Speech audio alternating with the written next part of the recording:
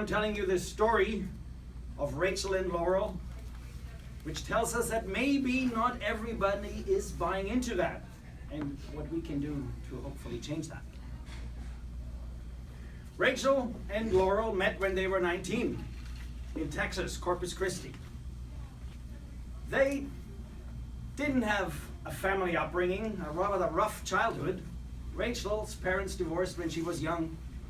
When she was 14, her mom kicked her out because she was a lesbian. Laurel's dad and brother died in a car accident. When she was 3, her mom struggled and couldn't take care of her, so she went to several foster homes. But they got on with their lives. Laurel went to the army when she was 19. She was on medical leave in Corpus Christi and met Rachel, who was going to college studying communications and actually already was the owner of a small art gallery.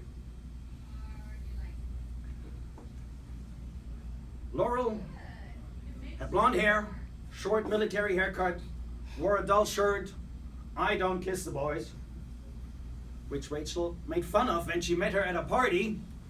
Rachel had spiked pink hair, icy blue eyes, and Laurel said when she saw her coming into the party, it was love at first sight.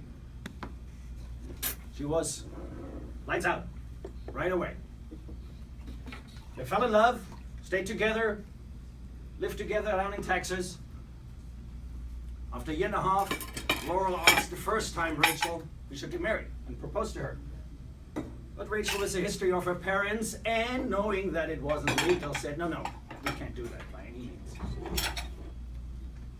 In 2006, while they were taking care of Rachel's dad, who was struggling with cancer, they saw on TV a TV show, Rockstar, Supernova, and they saw Storm Large. I hope you know Storm Large, Pink Martini, on TV, praising Oregon, how it is a much more liberal, tolerant state. So they decided, well, maybe one day we should move. And 2 days later, when Rachel's dad passed away, they decided to do that, and they came to Oregon. They did face discrimination throughout their time in Texas and in Oregon, but it got better. In Oregon, they got domestic benefits. When they went to the hospital, nurses no longer said, "Go out, you can't wait with your partner here. Actually, what you're doing is an abomination. You're ruining our country." They went down the street. People just out of the blue threw beers at them and other stuff. And of course, verbal abuse.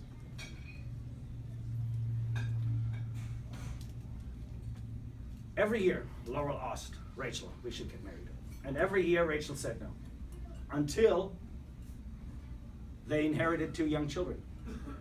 Laurel's best friend, single mom, had a 2 and a 3-year-old, Lizzie and Anastasia. Lizzie had cerebral palsy and autism. Anastasia suffered from Asperger's syndrome. And their mom developed cancer. And during the cancer treatment, they took care of these 2 children. But the cancer progressed, and her best friend passed away in 2013. And having their own tough childhood, they decided, they talked about it. What shall we do? What will happen to those 2 kids? Will they get to foster homes? Will they be separated? So they decided we should step up. And the state of Oregon allowed them to become foster parents, so they took him in. But Rachel thought a little further. Foster home, it doesn't sound right. We should give them a stable home. We should make us a real family, and by 2014, Oregon has recognized same-sex marriages. So Rachel one day went to Laurel and said, I think we should do that thing that you have been asking me about every year. Rachel called her mom, who had kicked her out when she was 14, and told her the news, and she was all excited because she had come around. And her mom was the one who said, I know exactly the bakery we're going to get the cake from.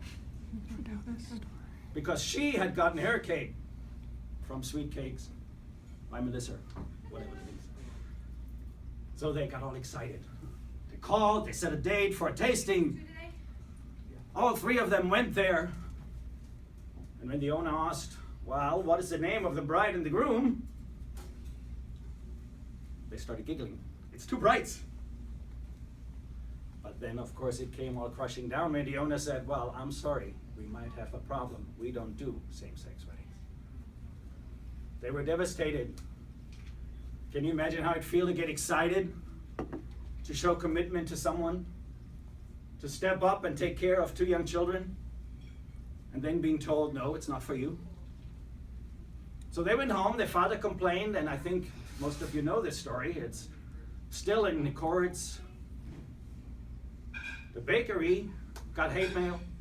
They no longer have the shop in Gresham. They run their business from their home. Of course, the two women got a lot of hate mail as well. They quit their job, stayed low. So why am I telling you this story? It was never about the kid, I believe. The lawsuit is about religious freedom, and we have many lawsuits in many states, and on the federal level, our president is trying to do the same thing to exempt people from selling their product based on religious reason. I do believe in religious freedom. I do believe we should go to the church of our choice.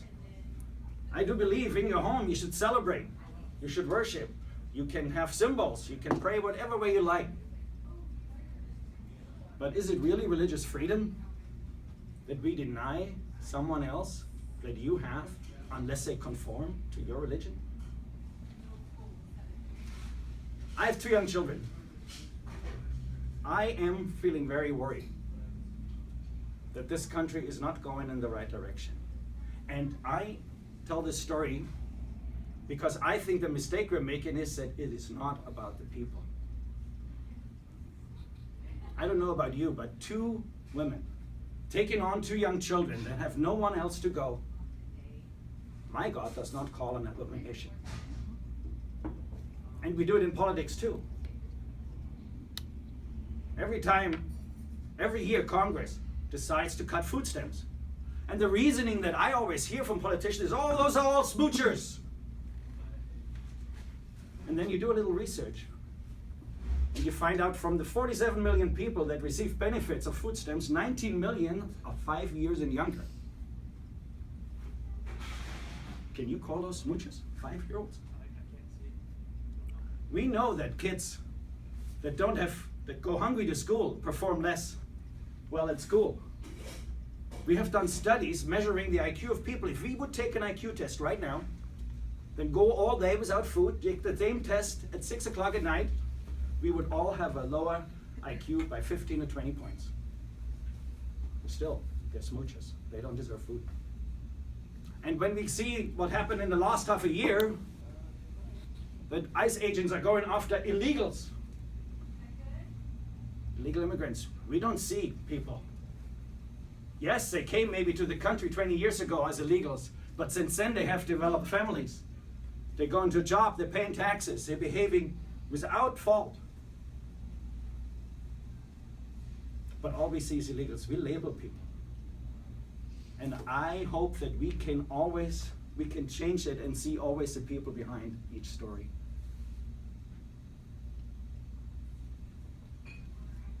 In our constitutions, we have enshrined the pursuit of happiness. I do believe that there is only one happiness in life, and it is to love and be loved. And we are not the ones to tell people how to love. Everything has a story behind it. Every politic decision, every belief should have and be about people. I know I shouldn't do it to Toastmaster, but today I'm saying thank you for listening.